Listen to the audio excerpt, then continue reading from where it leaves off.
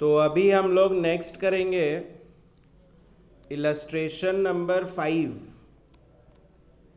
Illustration 5 करने चाह रहे हैं हम लोग, जिसमें अब बेसिकली मिक्सचर रहेगा।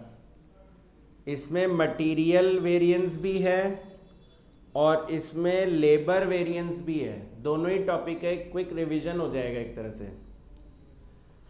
तो बोल रहा है calculate variances from the following. ठीक है, हमको फॉलोइंग वेरिएंसेस मतलब फॉलोइंग इंफॉर्मेशन से वेरिएंस निकालने हैं। तो एक तो स्टैंडर्ड दिया हुआ है, दूसरा एक्चुअल दिया हुआ है। एक स्टैंडर्ड है, दूसरा एक्चुअल है। तो इनपुट बोल रहे हैं मटेरियल ए में 400 लगाएंगे, बी में 200, सी में 100, टोटल 700 यूनिट लगाएंगे। प्राइस है 50, 20, 15। तो कॉस्ट आ जाएगी 20,000, 4,000, 1,500, टोटल मिला के 25,500।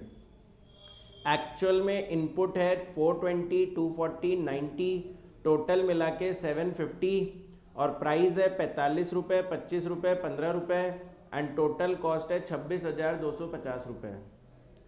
अच्छा, लेबर आवर्स की बात करें तो लेबर आवर्स बोल रहा है 100 आवर्स हम लोग एक वर्कर के, यानी एक तरह से मैन बोल सकते हैं, या मैन नहीं लिखा हुआ है, ठीक है, पर 200 विमेन लिखा हुआ है और at the rate 1.5 per hour. तो 100 मैन हो गए, 100 मैन आवर्स और ऐसे ही 200 वुमेन आवर्स। ठीक है, 2 रुपये पर आवर और 1.5 रुपये पर आवर, 200, 300, टोटल 500। ठीक है, और फिर ये बोल रहे हैं कि 26,500 ये क्या लग रहा है आपको? 26,500 क्या है, बोलो? 26,500 क्या लग रहा है आपको? Sir actual labour hours. Actual labour hours, actual labour hours लग रहे हैं 26,500। एक्चुअल लेबर आवर्स तो ये 100 और 200 नहीं हो गए क्या? एक्चुअली ये ऐसे बोलना चाह रहे थे 25,500 में 500 अगर ऐड करेंगे तो कितना आना चाहिए? हाँ, वो 26,500 लिख दिया इन्होंने। टोटल कॉस्ट होगी सर ये? हाँ, मतलब टोटल कॉस्ट होगी, पर मटेरियल और लेबर की तो बात चल रही है। तो टोटल कॉस्ट वैसे 26,500 भी नहीं आती है, पर ठीक है, वैसे भी अपने काम नहीं आता है ना, इन्होंने दे दिया है। अच्छा, ऐसे ही लेबर इधर हम बोल रहे हैं 120 आवर्स एंड 240 विमेन आवर्स, 2.5 रुपये 1.6 की रेट से पे किया है, 300, 384, टोटल 684। तो ये क्या दिया हुआ है? 26,034 रुपये। तो जरा ऐड करना 26,250 में 684। हाँ, तो 26,934 आना चाहिए, पर 26,034 लिख दिया। कोई बात नहीं, हमारे वैसे भी काम का नहीं है, क्योंकि हम जब वेरिएंस निकालते हैं तो हम एक साथ थोड़ी निकालते हैं। हम मटेरियल का अलग ही कैलकुलेट करते हैं और लेबर का अलग ही कैलकुलेट करते हैं। अच्छा, इसके अलावा एक कॉलम और बना हुआ था, यहाँ लिखा हुआ था नॉर्मल लॉस।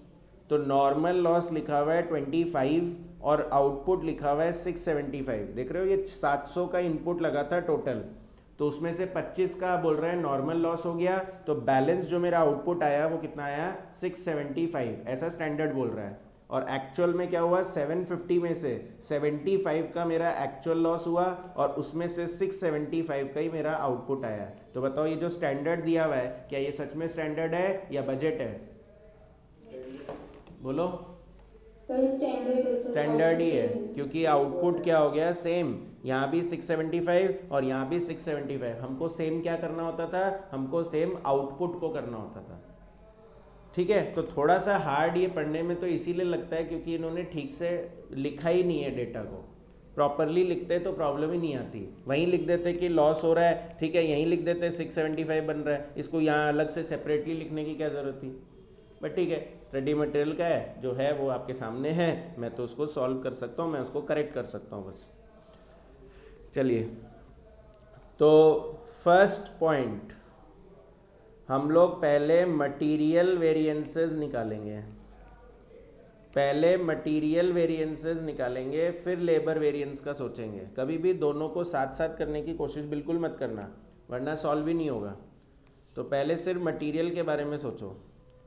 तो हमने सीखा था मटेरियल में एक स्टैंडर्ड होता है और एक एक्चुअल होता है, ठीक है ना?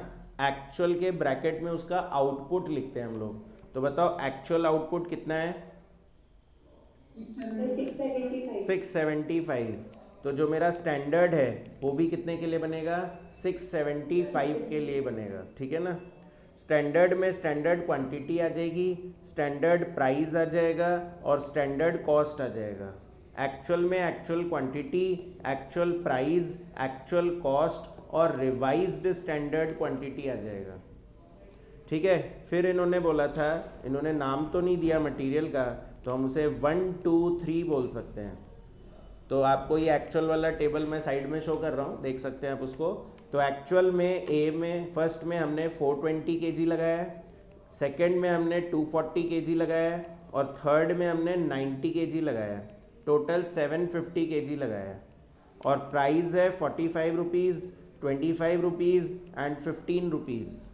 तो कॉस्ट आप खुद ही कैलकुलेट कर लो, हो सकता है कुछ गलत दे दें ये।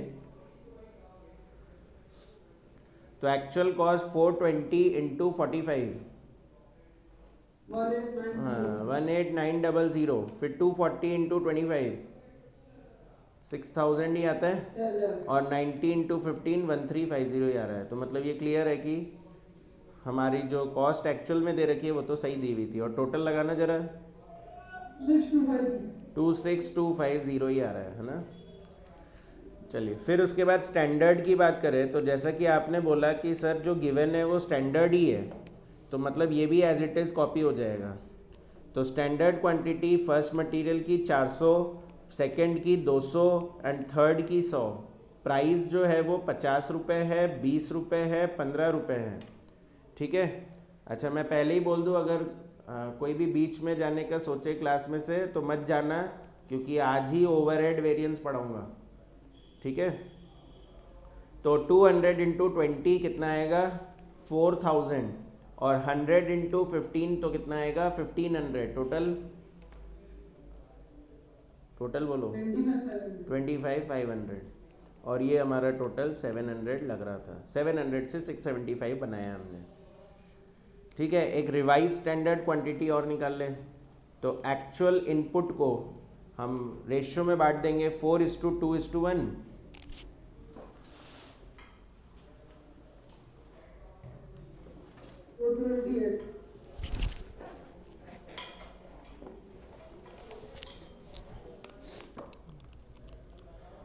कितना बोल रहे हो?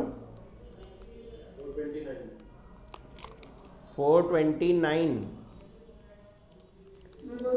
214 और 107,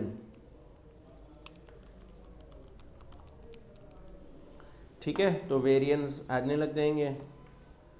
तो सबसे पहला वेरिएंस हो जाएगा मटेरियल कॉस्ट वेरिएंस। तो standard cost minus actual cost, standard cost is 25,500 minus actual cost is 26,250। तो 25,500 माइनस 26,250 तो 750 एडवर्स आ जाता है। फिर उसके बाद मटेरियल प्राइस वेरिएंस। तो standard price minus actual price into actual quantity. तो फर्स्ट, सेकंड, थर्ड। तो स्टैंडर्ड प्राइस है 50, 20, 15, एक्चुअल प्राइस है 45, 25, 15 एंड मल्टीप्लाई करेंगे एक्चुअल क्वांटिटी से 420, 240 एंड 90। तो 50 minus 45 into 420 is 2100 favourable and 5 into 240 is 1200 adverse and ये हो गया आपका 0। तो 900 फेवरेबल, 900 फेवरेबल आ रहा है क्या? फिर मटेरियल यूसेज वेरिएंस। तो standard quantity minus actual quantity into standard price. तो स्टैंडर्ड क्वांटिटी है 400, 200, 100 और माइनस एक्चुअल क्वांटिटी है 420, 240 and 90 and multiply by standard price 50, 20, 15। तो 20 इंटू 50 तो 1000 एडवर्स 200 माइनस 240 इंटू 20 तो 800 एडवर्स एंड 10 इंटू 15 तो 150 favourable.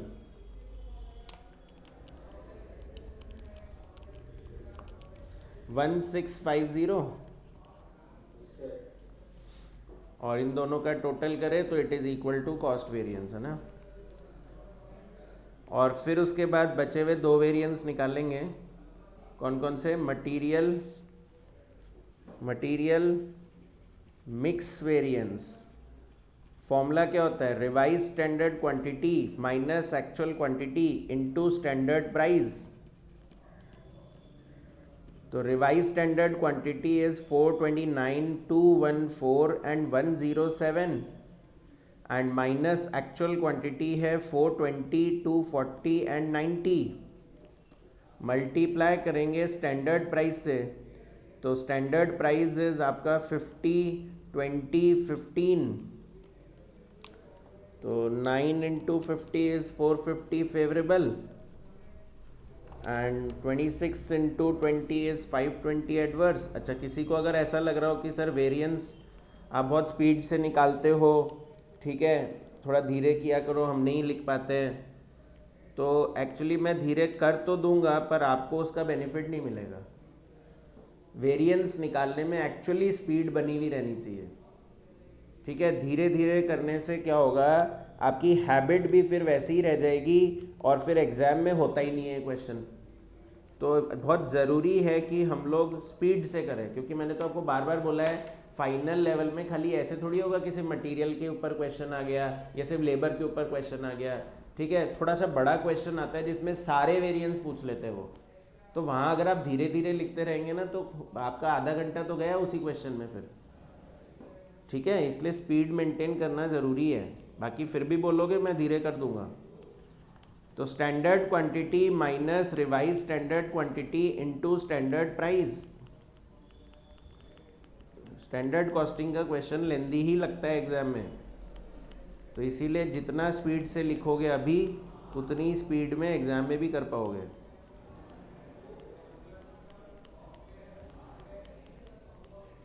Into standard price 50, 20, 15।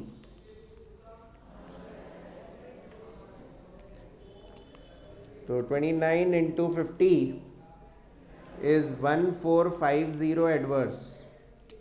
200 minus 214 into 20 तो 280 adverse and 7 into 15 तो 105 एडवर्स।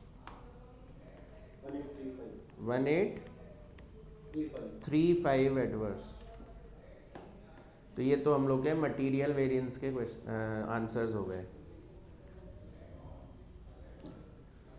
सबने लिख लिया?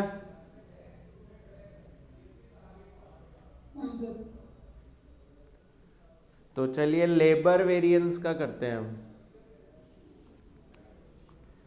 तो लेबर वेरिएंस की ये इंफॉर्मेशन थी, ठीक है। लेबर वेरिएंस में मेरे सामने ये इंफॉर्मेशन था, तो इससे अब हम लेबर वेरिएंस कैलकुलेट कर लेंगे, ठीक है। तो एक स्टैंडर्ड और दूसरा वही एक्चुअल, आपको सिखाया था कल कि मटेरियल जैसे ही सॉल्व करना होता है ये भी। तो एक्चुअल आउटपुट वही 675 यूनिट्स है, तो स्टैंडर्ड भी 675 यूनिट्स के लिए ही बनेगा। स्टैंडर्ड भी 675 यूनिट्स के लिए ही बनेगा। स्टैंडर्ड में होता है standard hours, standard rate, standard cost. Actual में होता है actual hours, actual rate, actual cost. और क्योंकि दो वर्कर है तो रिवाइज स्टैंडर्ड आवर्स का कॉलम भी बना सकते हैं ना।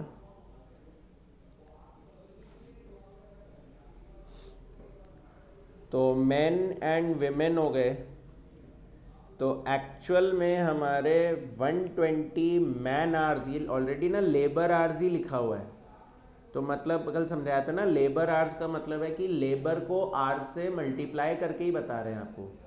तो 120 जो है वो लेबर आवर्स ही है सीधे। और विमेन में 240, रेट है 2.5 एंड 1.6, तो कितना आता है, यही आ रहा है क्या 300 और 384। तो 684 आ रहा है क्या, चेक करो।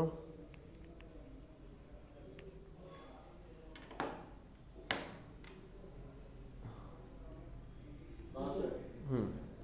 चलिए फिर उसके बाद पहले स्टैंडर्ड फिल करें।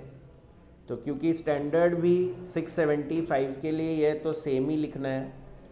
तो 100 आवर्स मेन के, 200 आवर्स विमेन के, रेट है 2 और 1.5, तो दिस इज़ 200 एंड 300, टोटल मिला के 500। और रिवाइज स्टैंडर्ड आवर्स बताओ जल्दी से, रिवाइज स्टैंडर्ड आवर्स बताओ मुझे कितना आना चाहिए। 360 सर हाँ सर। भाई, टोटल आपका 360 है। 120 और 240. हाँ 120 और 240 आएगा टोटल। हाँ, टोटल 360 है। इसको 1:2 में बांट दो तो कितना आएगा, 120 और 240 आ रहा है। तो इससे क्या समझ में आया कि रेशियो में तो कोई डिफरेंस ही नहीं था, और रेशियो में अगर डिफरेंस ही नहीं था तो यानी यहाँ पर गैंग वेरिएंस नहीं है ना। तो सबसे पहले labour cost variance, standard cost minus actual cost. तो standard cost 500 minus actual cost 684, तो 184 एडवर्स। फिर लेबर रेट वेरिएंस, डायग्राम को अगर रिकॉल करोगे तो याद आ जाएगा, standard rate minus actual rate and multiply by actual hours paid बोलते हैं हम लोग नॉर्मली, पर क्योंकि फिर से आइडल टाइम नज़र नहीं आया है तो हम एक्चुअल आवर्स ही लिख सकते हैं सिर्फ। तो मैन विमेन स्टैंडर्ड रेट है 2 और 1.5, एक्चुअल रेट है 2.5 और 1.6 एंड मल्टीप्लाई बाय आवर्स है 120 एंड 240। तो 0.5 into 120 is 60 adverse and 0.1 into 240 is 24 adverse. तो टोटल मिला के 84 एडवर्स। चलिए फिर उसके बाद लेबर एफिशिएंसी वेरिएंस, तो standard hours minus actual hours into standard rate. ठीक है, तो स्टैंडर्ड आवर्स जो है वो 100 एंड 200, और एक्चुअल आवर्स वैसे यहाँ वर्कड आता है, अगर एज पर डायग्राम चले तो standard hours minus actual hours worked देखा जाता है, पर अगेन आइडल टाइम नहीं है तो वर्क पेड में डिफरेंस नहीं है। And minus actual hours 120 and 240 and multiply by standard rate 2 and 1.5, तो 40 adverse and 40 into 1.5 is 60 adverse. तो क्या ये टोटल 100 एडवर्स है? तो वैसे भी 100 और 84 मिला के 184 ही आना चाहिए। फिर उसके बाद लेबर गैंग वेरिएंस, तो मैंने आपको समझा दिया है कि 0 आएगा ना। क्यों, रीज़न अगर समझना चाहते हो, revise standard hours minus actual hours multiply by standard rate है ना। तो रिवाइज स्टैंडर्ड आवर्स भी आपका वही है 120 एंड 240, और एक्चुअल आवर्स भी 120 और 240 है। तो obviously this will come out to be 0 है ना। तो इसका मतलब सारा जो बचा हुआ है एफिशिएंसी वेरिएंस का बचा हुआ पार्ट जो है वो सारा सब एफिशिएंसी वेरिएंस है, खाली बस टोटल का फ़र्क है। पढ़ते थे ना रेशियो का फ़र्क और टोटल का फ़र्क, तो टोटल का ही तो फ़र्क हुआ, ये 300 है और ये 360 है, तो टोटल में ही तो डिफरेंस हुआ बस, तो उसी को बोलते हैं सब एफिशिएंसी। तो सब एफिशिएंसी वेरिएंस का फॉर्मूला होगा स्टैंडर्ड आवर्स। कैसे याद रखना है, बताया था एफिशिएंसी वेरिएंस में स्टैंडर्ड आवर्स को रिप्लेस करोगे तो वो गैंग वेरिएंस बन जाता है, और एक्चुअल आवर्स को रिप्लेस करोगे तो वो सब एफिशिएंसी बन जाता है। तो standard hours minus revise standard hours and multiply by standard rate. तो मैन विमेन स्टैंडर्ड आवर्स जो है वो 100 एंड 200 है, revise standard hours is 120 and 240 and multiply by standard rate 2 and 1.5। तो अगर आप देखेंगे तो आप पूरा एफिशिएंसी वेरिएंस ही एज इट इज़ लिख रहे हैं, वही तो फिगर्स लिख रहे हैं अंदर, तो सेम तो आंसर आना ही है। ठीक है, टोटल 100 एडवर्स, तो एफिशिएंसी वेरिएंस ही सब एफिशिएंसी वेरिएंस बन जाएगा। लाउडली बोलो, आवाज़ नहीं आई। पर है ना बुक के अंदर तो कुछ और ही सोल्यूशन कर रखा है। मैंने बोला था ना कि मैं बुक के सोल्यूशन को चेंज नहीं कर सकता, पर मैं चीज़ों को करेक्ट ज़रूर कर सकता हूँ ना। तो सर उसमें कैसे, उसमें गलत क्या कर रखा है? आपको ये भी जानना है कि गलत क्या कर रखा है? नहीं नहीं सर, मतलब ये हमारे इंटर का ही क्वेश्चन था और इसमें सर पहले हमारे को जो करवाया था ना वो बुक वाला ही करवाया था इसलिए। अच्छा, अब क्या करो बताओ, मैं आगे के क्वेश्चंस भी मेरे मैच हो उसके पॉइंट ऑफ व्यू से कराऊं या जो इसमें किया हुआ है वो गलत करा दूं? बताओ, आप बताओ। सर मैं सर बस इसमें शायद गलत है क्योंकि मैंने भी लास्ट टाइम जीरो ही माना था इसको मिक्स को। तीनों ही काटा था। सर मिक्स वेरिएंस में भी लास्ट टाइम जीरो ही आया था लेकिन बुक में ये क्या है? हाँ सर। हाँ मतलब मैं तो यही बोल रहा हूँ ना कि मैं तो करेक्ट ही कर सकता हूँ ना, अपने को क्या देखना है कि ये क्या गलत कर रहा है। बस हम लोग करेक्ट ही कर रहे थे ना, जीरो आ रहा था। ठीक है। वैसे भी मैं बोल रहा हूँ, हमको आगे के क्वेश्चंस के पॉइंट ऑफ व्यू से ही पढ़ना है ना, हमको सिर्फ इस पे नहीं रहना है कि ये क्वेश्चन इन्होंने कैसे कर दिया। अगर मैं यहाँ गलत करा दूंगा तो फिर आप मुझे बोलेंगे वहाँ भी ऐसे ही करो, वहाँ थोड़ी कर पाऊँगा मैं उस चीज़ को। ठीक है, ये तो कुछ क्वेश्चन सही कर देते हैं, कुछ क्वेश्चन गलत कर देते हैं, इनका क्या जाएगा? पर मैं तो पढ़ा रहा हूँ ना, मैं तो कैसे गलत पढ़ाऊँ, है ना। चलिए, तो अब आपको दिख ही रहा होगा जो इलस्ट्रेशन 6 है वो अब ओवरहेड के ऊपर है। हालांकि हमने इलस्ट्रेशन 7 भी कर रखा है क्योंकि वो बीच में एक मटेरियल का था, पर इलस्ट्रेशन 6 से बेसिकली अब ओवरहेड वेरिएंस स्टार्ट हो जाता है। तो इसीलिए मैं बोल रहा था कि मैं आपको ओवरहेड वेरिएंस पढ़ाऊंगा आज। जो हम लोग का टॉपिक 3 है वो है ओवरहेड वेरिएंस। ठीक है, हम मटेरियल वेरिएंस पढ़ चुके हैं, हम लेबर वेरिएंस पढ़ चुके हैं। आप बोलोगे सर क्या बस लेबर के 2 ही क्वेश्चन करेंगे क्या? तो मैंने बोला है कि आगे क्वेश्चंस में तो सारे ही वेरिएंस बार बार निकालने पड़ेंगे, तो वहाँ और प्रैक्टिस हो जाएगी। अभी मैं सिर्फ एक तरह से रिवीजन का काम कर रहा हूँ कि हाँ आपने मटेरियल वेरिएंस क्या पढ़ा था, आपने लेबर वेरिएंस क्या पढ़ा था। ठीक है, तो इसीलिए लिमिटेड क्वेश्चंस कर रहे हैं जिससे बस याद आ जाए कि क्या क्या किया था। तो ओवरहेड वेरिएंस जो है ना, एक्चुअली इसके भी 2 पार्ट होते हैं। तो एक होता है फिक्स्ड ओवरहेड वेरिएंस, एक होता है फिक्स्ड ओवरहेड वेरिएंस और दूसरा होता है वेरिएबल ओवरहेड वेरिएंस। तो मैं अभी आज आपको फिक्स्ड ओवरहेड वेरिएंस पढ़ाऊंगा पहले।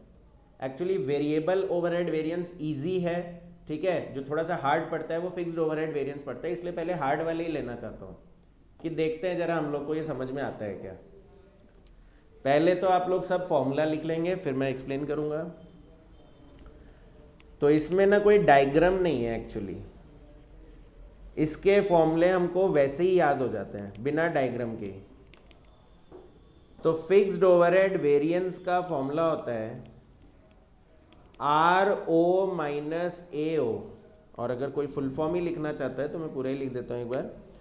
Recovered overhead, fixed overhead variance का फॉर्मूला होता है recovered overhead minus actual overhead, जिसको मैं शॉर्ट में बोल रहा था RO और एक्चुअल ओवरहेड को शॉर्ट में बोल रहा था AO। फिर फिक्स्ड ओवरहेड वेरिएंस के 2 पार्ट हो जाएंगे। तो पहला होगा fixed overhead expenditure variance, fixed overhead expenditure variance, and दूसरा पार्ट होता है फिक्स्ड ओवरहेड वॉल्यूम वेरिएंस। तो एक्सपेंडिचर वेरिएंस का फॉर्मूला होता है budgeted overhead minus actual overhead, और हम लोग वैसे सिंबल वाइज इसको BO और AO बोलेंगे। तो budgeted overhead minus actual overhead. और वॉल्यूम वेरिएंस का फॉर्मूला होता है recovered overhead minus budgeted overhead, RO minus BO।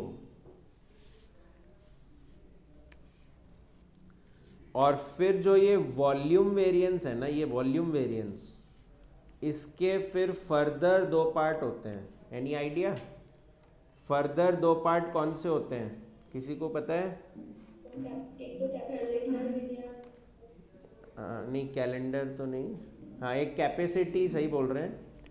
तो फिक्स्ड ओवरहेड कैपेसिटी वेरिएंस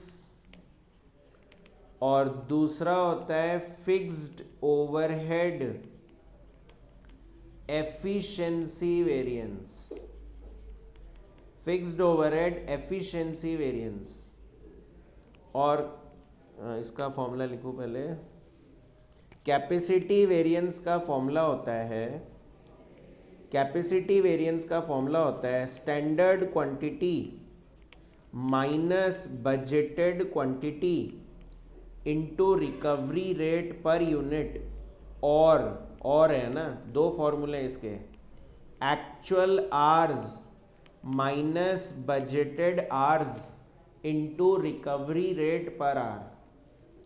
और एफिशिएंसी वेरिएंस का फॉर्मूला होता है actual quantity minus standard quantity into recovery rate per unit, और या फिर स्टैंडर्ड आवर्स, और है इसमें भी है ना, minus actual hours and into recovery rate per hour. कोई बात नहीं, अगर ये सब याद नहीं हो कोई प्रॉब्लम नहीं है, मैं तो पढ़ाई इसीलिए रहा हूँ कि नहीं याद है तो मेरा काम है आपको याद दिलाना। तो अब क्या है, कैपेसिटी वेरिएंस के भी दो पार्ट होते हैं। एक होता है कैलेंडर वेरिएंस और दूसरा होता है revised capacity variance. Revised capacity variance, तो जो आप बोल रहे थे ना कि सर कैलेंडर भी होता है वॉल्यूम का पार्ट, वो ऐसे होता है कि अगर कैलेंडर वेरिएंस निकल रहा होता है तो रिवाइज्ड कैपेसिटी वेरिएंस को ही कैपेसिटी वेरिएंस बोल देते हैं। पर अगर कैलेंडर वेरिएंस नहीं निकल रहा होता है ना, तो फिर वो यही वाले को कैपेसिटी वेरिएंस बोल देते हैं बस। तो मतलब अगर कैलेंडर वेरिएंस निकलता है तो दो पार्ट होते हैं, और अगर कैलेंडर वेरिएंस निकलेगा ही नहीं तो सिर्फ कैपेसिटी वेरिएंस पे एंड हो जाता है। कैलेंडर वेरिएंस का फॉर्मूला होता है actual days minus budgeted days and multiply bye recovery rate per day. Actual days symbol है AD और बजटेड डेज सिंबल है BD। तो actual days minus budgeted days into recovery rate per day. और revised capacity variance जो है ना, वो actually balancing figure होगा। रिवाइज्ड कैपेसिटी वेरिएंस जो है वो एक्चुअली बैलेंसिंग फिगर होगा। मतलब कैपेसिटी वेरिएंस जो निकलेगा ना, उसमें से कैलेंडर वेरिएंस माइनस कर देंगे तो बैलेंस जो बचेगा उसको रिवाइज्ड कैपेसिटी वेरिएंस बोल देते हैं।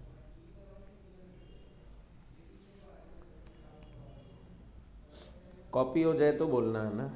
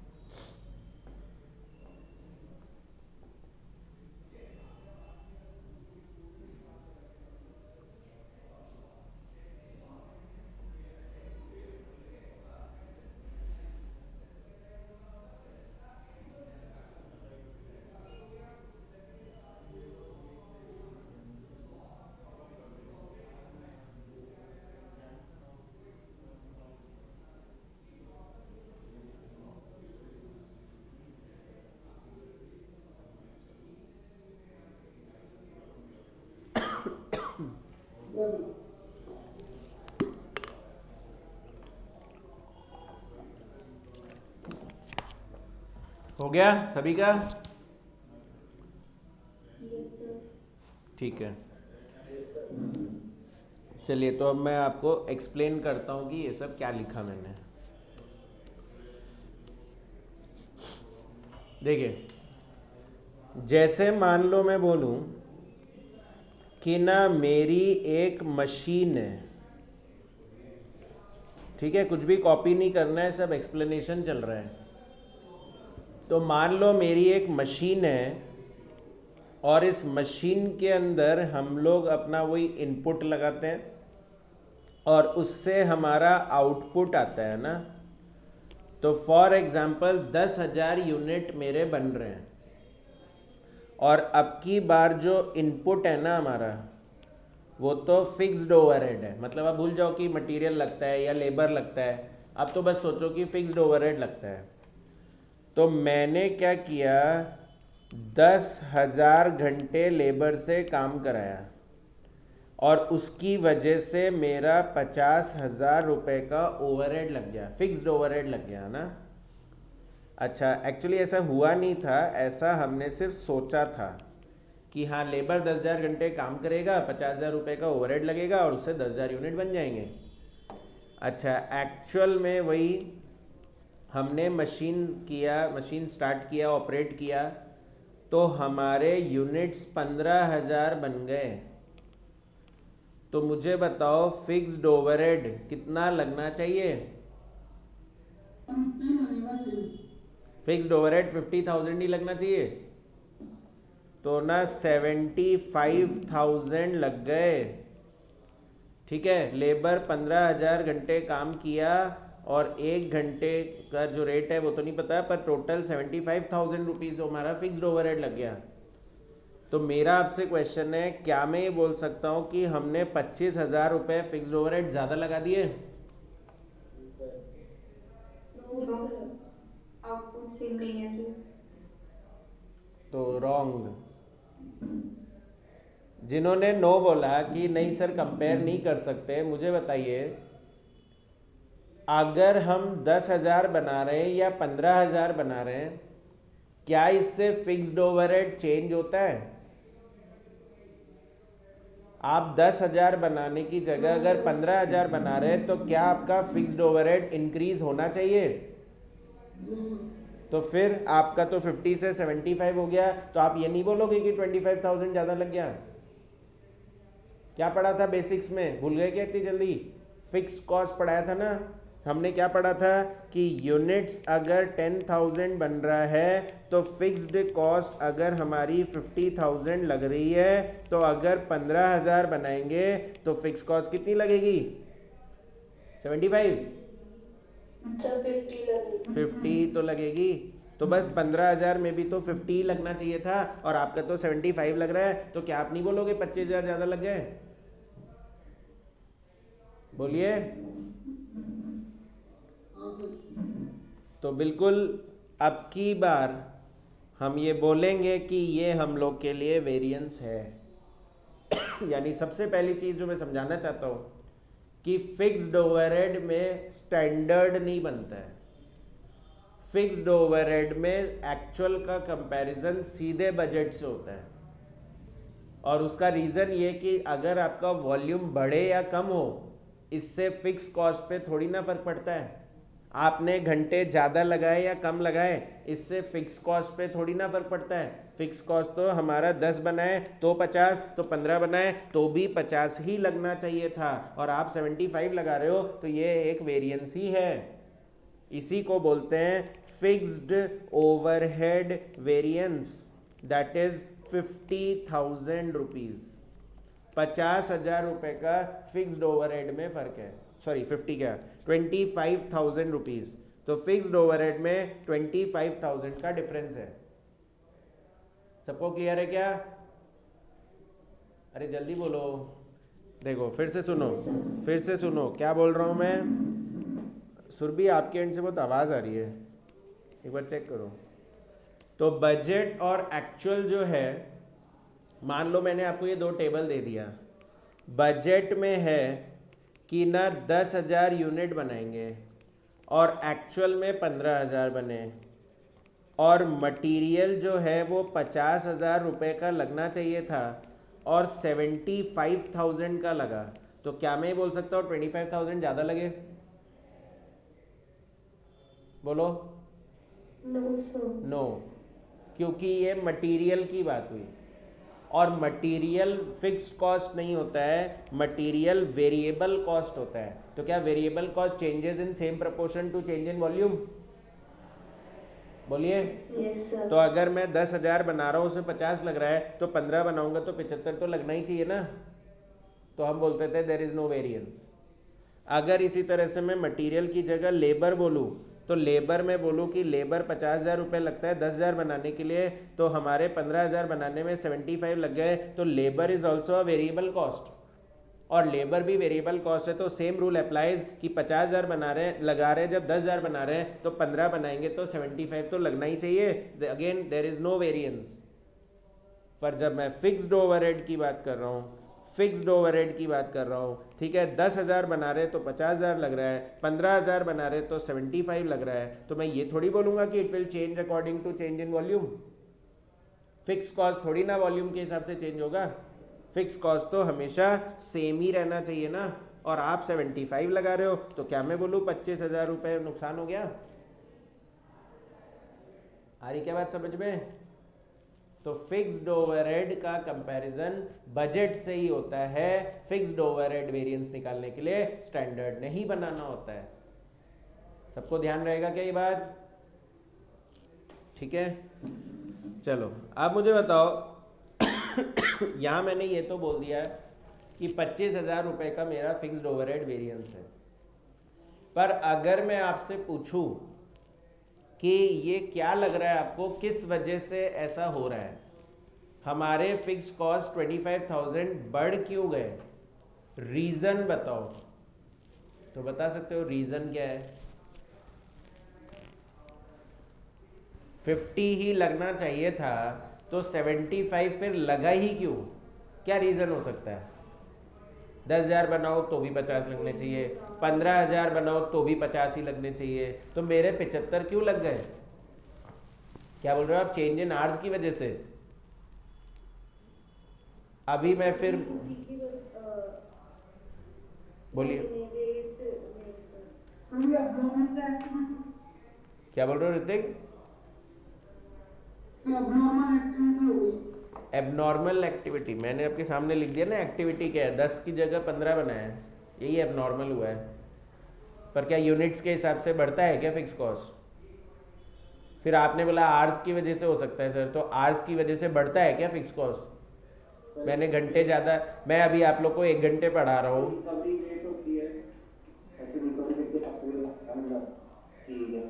तरुण सॉरी मैंने अभी तक रिकवरी करी नहीं है, तो रिकवरी की बात नहीं करेंगे अभी।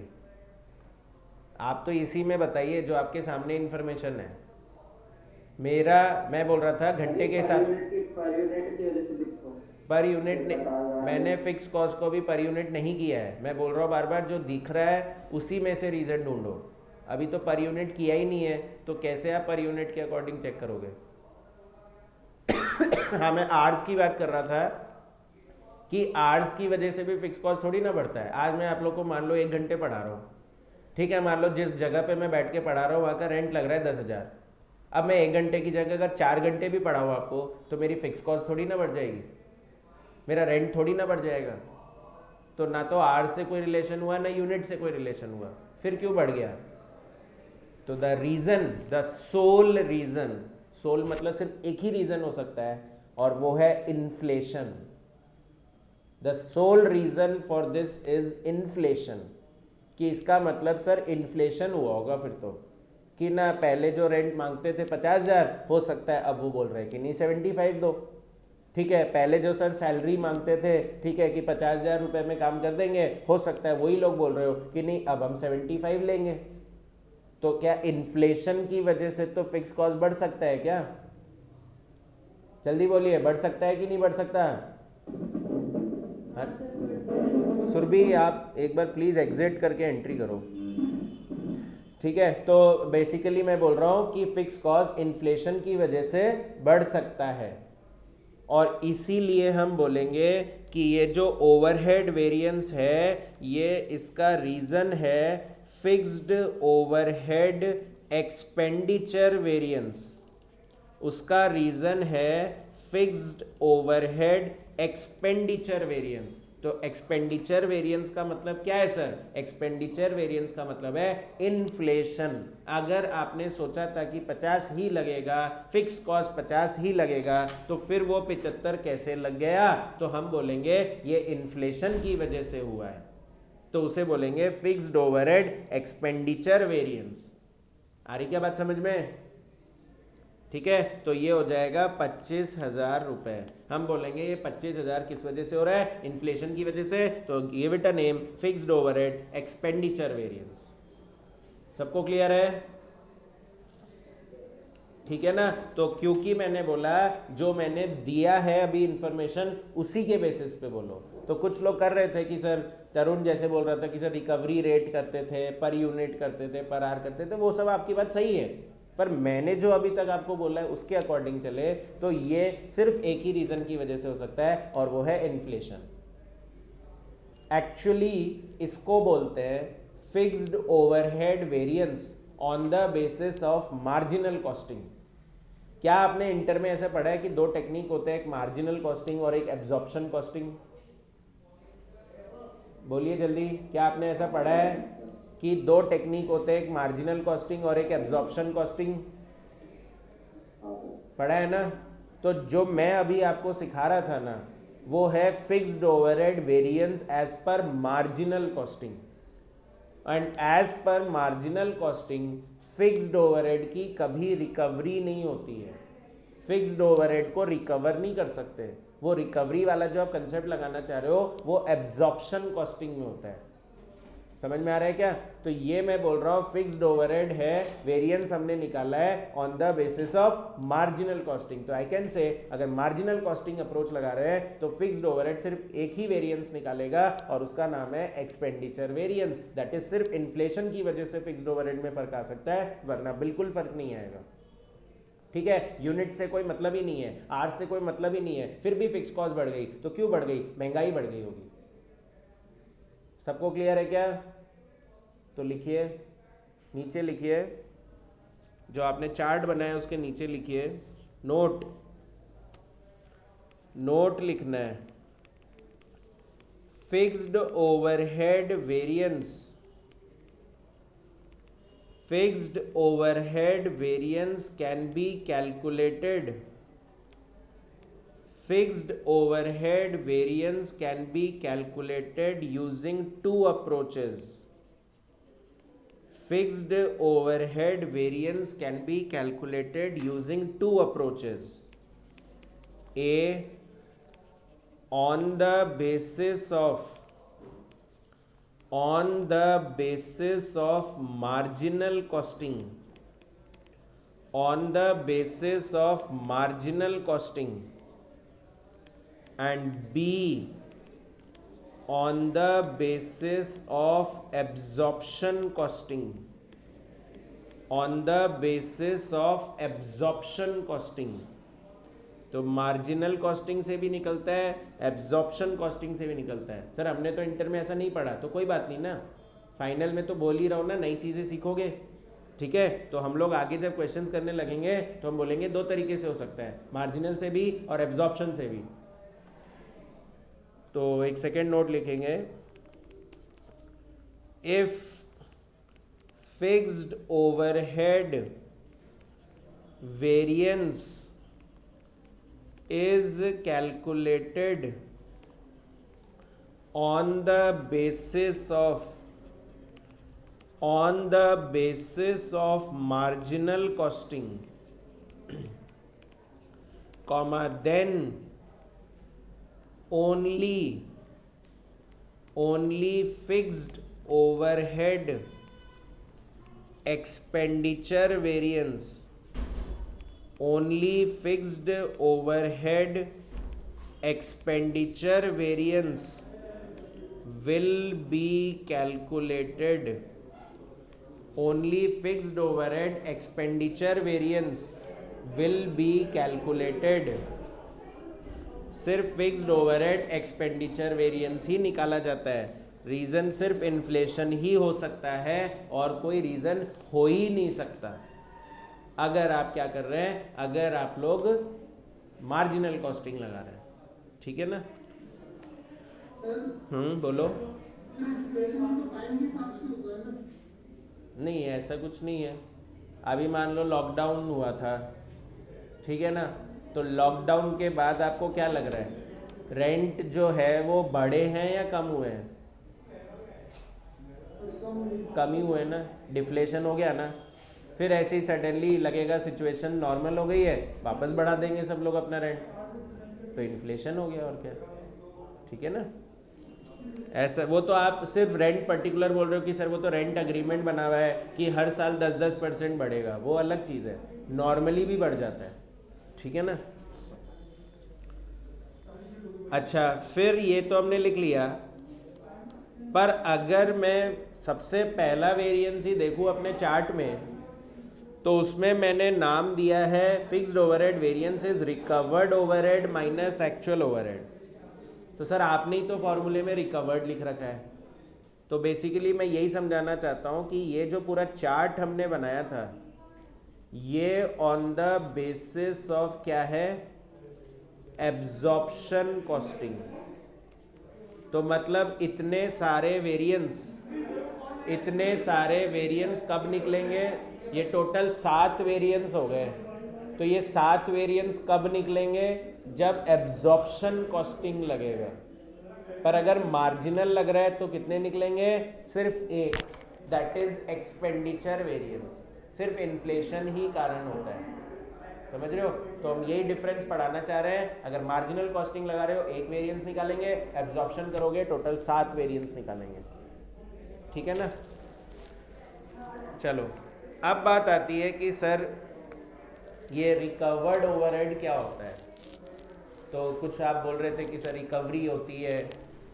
तो मैं ज़रा आपकी नॉलेज चेक करना चाहता हूँ कि आप लोग रिकवरी को कितना समझते हो. पहले तो मैं रिकवरी समझाऊँ आपको, फिर मैं समझाऊंगा कि ये वेरिएंस कैसे निकालते हैं. जैसे मैं बोलूँ कि ना एक फैक्ट्री है, ठीक है ना? इस फैक्ट्री में मेरे कुछ ओवरहेड्स लग रहे हैं. रिकवरी तो ओवरहेड की होती है ना. तो मैं ओवरहेड की बात कर रहा हूँ. तो मान लो मेरा रेंट लग रहा है 20,000 रुपये का, मेरी सैलरी लग रही है 30,000 रुपये की, मेरा डेप्रीसिएशन लग रहा है 40,000 रुपये का, और मान लो मेरा मेंटेनेंस का खर्चा लग रहा है 10,000 रुपये का. टोटल करना कितना आ रहा है? टोटल बताओ कितना आ रहा है? 1 लाख है ना? 1 लाख. अच्छा, ये सब ओवरहेड है. ठीक है, आपको पढ़ाया ही है मैंने बेसिक में कि ओवरहेड कैसे बोलते हैं. Indirect material, indirect labour, indirect expense, इनको हम लोग ओवरहेड बोलते हैं. तो ये सब मेरे ओवरहेड है. और क्या लग रहा है, ये सब वॉल्यूम के अकॉर्डिंग चेंज होते हैं कि नहीं होते हैं? जल्दी बोलो. रेंट, सैलरी, डेप्रिसिएशन, मेंटेनेंस, ये वॉल्यूम नहीं होते. तो क्या मैं बोलूँ ये सब फिक्स्ड ओवरहेड ही तो हो गए. अच्छा, हम भी टॉपिक फिक्स्ड ओवरहेड वेरिएंस ही पढ़ रहे हैं, इसलिए मैं फिक्स्ड ओवरहेड ही की बात कर रहा हूँ. वेरिएबल तो अभी बीच में डाल ही नहीं रहा हूँ मैं. अच्छा, अब क्या हुआ, इस फैक्ट्री में मैं एक प्रोडक्ट बना रहा हूँ. I am manufacturing a product x. ठीक है, एक प्रोडक्ट एक्स बना रहा हूँ मैं इस फैक्ट्री में. तो मुझे बताओ, अगर मैं ये प्रोडक्ट एक्स बना रहा हूँ तो इस प्रोडक्ट एक्स की मुझे कॉस्ट जाननी है. या चलो छोड़ो, कॉस्ट नहीं जानना, मुझे इस प्रोडक्ट की सेलिंग प्राइस जाननी है. तो बताओ सेलिंग प्राइस कैसे निकालते हैं? मुझे प्रोडक्ट एक्स की सेलिंग प्राइस निकालनी है, तो जल्दी से बताइए सेलिंग प्राइस कैसे निकालते हैं? Cost plus profit. तो मतलब पहले कॉस्ट लो, उसमें प्रॉफिट ऐड करो, तो उससे आपके प्रोडक्ट की क्या निकल जाएगी, सेलिंग प्राइस, है ना, यही नॉर्मल तरीका होता है। अच्छा, कॉस्ट में क्या क्या आता है, क्या लगता है आपको, कॉस्ट में क्या क्या इंक्लूड करेंगे, सिर्फ ओवरहेड आएगा क्या, सिर्फ ओवरहेड ही आएगा क्या? तो हमने पढ़ा है डायरेक्ट मटेरियल भी आता है सर, डायरेक्ट लेबर भी आता है, डायरेक्ट एक्सपेंसेस भी आते हैं, अगर उसको एक बार इग्नोर करूँ तो ओवरहेड आता है ना, और तीनों को ऐड कर देंगे तो टोटल कॉस्ट आ जाता है, और उसमें प्रॉफिट ऐड करते ही सेलिंग प्राइस आ जाता है। मान लो मैं बोलूँ कि डायरेक्ट मटेरियल तो मैंने आपको बता दिया है कि 100 रुपये लगेगा, डायरेक्ट लेबर भी मैंने आपको बता दिया है कि 100 रुपये लगेगा, क्योंकि मैंने अभी आपको ऊपर जो इन्फॉर्मेशन दी है उसमें सिर्फ ओवरहेड है। तो बस मैं आपसे ये जानना चाहता हूँ कि बताओ इसमें ओवरहेड कितना आएगा। टोटल ओवरहेड मेरा 1 लाख का है, मैं उसमें एक प्रोडक्ट बना रहा हूँ X, तो मुझे ये जानना है कि इस प्रोडक्ट X के नाम पे हम लोग कितना ओवरहेड लिखेंगे। जल्दी बताइए कितना ओवरहेड लिखोगे।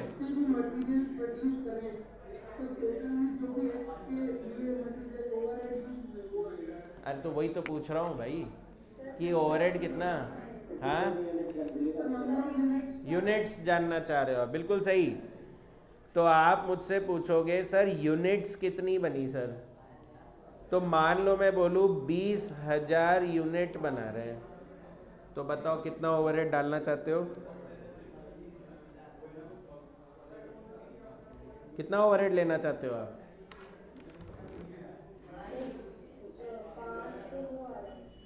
5 तो वो क्या आ रहा है, रिकवरी रेट। आप बोल रहे हो कि सर 1 लाख के ओवरहेड को 20,000 यूनिट से डिवाइड कर दूं तो उससे मेरी 5 रुपए की रेट आ रही है, यही बोल रहे हो ना। तो इसको बोलते हैं रिकवरी रेट पर यूनिट, बिल्कुल बहुत सही, इसी को बोलते थे sir recovery rate per unit. ठीक है, मैंने 20,000 यूनिट से इसको डिवाइड किया है, तो 1 लाख के ओवरहेड को 20,000 यूनिट से डिवाइड किया तो 5 रुपए की रिकवरी रेट पर यूनिट आ गई मेरी, मतलब मुझे 1 यूनिट में 5 रुपए का ओवरहेड डालना चाहिए। तो अगर मैं यहाँ पर 5 रुपए लिख दूंगा तो क्या ये मेरे 1 यूनिट का ओवरहेड हो गया। तो आपको क्या लग रहा है कि मैं यहाँ पर बहुत सारे यूनिट्स की कॉस्ट लिख रहा हूँ क्या, ऑब्वियसली नहीं, ये 1 यूनिट की मटेरियल है, 1 यूनिट का लेबर है, तो 1 यूनिट का ओवरहेड भी आ गया। तो टोटल कॉस्ट कितनी हो गई 105, और मान लो इससे 5 रुपए का प्रॉफिट और ऐड कर दे, सेलिंग प्राइस आ जाती है 110। हाँ 205 सॉरी, तो सेलिंग प्राइस आ जाएगी कितनी 210, सेलिंग प्राइस कितनी हो गई 210। तो अगर मैं बोलूँ कि हमने क्या किया, तो इसी को बोलते हैं एब्जॉर्प्शन। क्या बोलते हैं इसे, एब्जॉर्प्शन यानी रिकवरी। तो अगर आपसे मैं पूछूं कि मुझे ये बताओ आपने एब्जॉर्प्शन किया ही क्यों, क्या जरूरी हो रहा था एब्जॉर्प्शन करना, मार्जिनल कॉस्टिंग क्यों नहीं लगाए, एज पर मार्जिनल कोई रिकवरी नहीं होती है, आपने रिकवरी किया ही क्यों, कौन आंसर देगा, क्या लगा आपको इस एग्जांपल से, हमने एब्जॉर्प्शन करा ही क्यों है।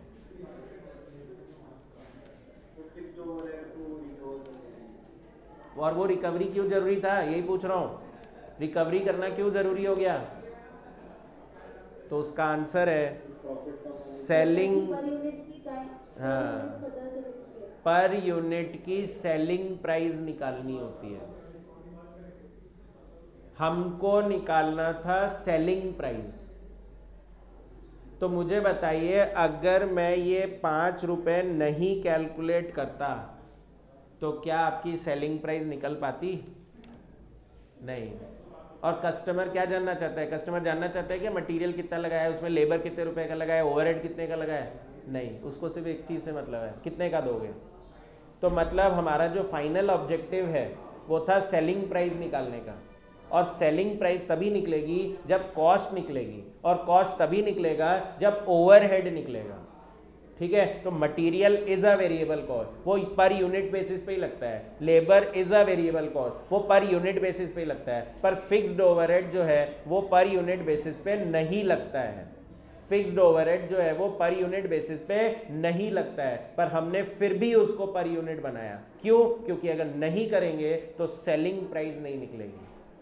तो अगर किसी को ये बात नहीं पता थी तो आज से हमेशा के लिए याद रखना, एब्जॉर्प्शन करते क्यों है? सेलिंग प्राइस निकालने के लिए। एब्जॉर्प्शन क्यों करते हैं? सेलिंग प्राइस निकालने के लिए। सर मार्जिनल फिर क्यों लगाते हैं? मार्जिनल कॉस्टिंग प्रॉफिट निकालने के लिए किया जाता है। आप खुद देखो उसका फॉर्मेट क्या है? Sales minus variable cost contribution minus fix cost profit. तो मतलब मार्जिनल कॉस्टिंग अप्रोच लगता है प्रॉफिट निकालने के लिए, और एब्जॉर्प्शन कॉस्टिंग अप्रोच लगता है सेलिंग प्राइस निकालने के लिए। ये डिफरेंस क्लियर रहेगा क्या सबको? तो आगे जब हम लोग कुछ चैप्टर्स पढ़ेंगे ना, चलो ये स्टैंडर्ड कॉस्टिंग तो आप कर ही लोगे, पर आगे भी हम कुछ चैप्टर्स पढ़ेंगे तो कई बार ये कंफ्यूजन होता है। कई बार मुझसे स्टूडेंट पूछते हैं क्लास में, सर इसमें मार्जिनल लगाए कि इसमें एब्जॉर्प्शन लगाए? मैं वही डिफरेंस आज आपके सामने क्लियर कर रहा हूँ। मार्जिनल कॉस्टिंग तभी लगाते हैं जब प्रॉफिट निकालना हो, और एब्जॉर्प्शन तभी लगाते हैं जब सेलिंग प्राइस निकालना हो। सबको क्लियर रहेगा क्या? ठीक है। तो क्योंकि आज हमने अप्रॉक्सीमेटली टाइम ख़त्म कर दिया है तो कोई बात नहीं, वैसे भी और बहुत कुछ बताना है आप लोग को, तो इसको हम लोग कल कंटिन्यू करते हैं ना।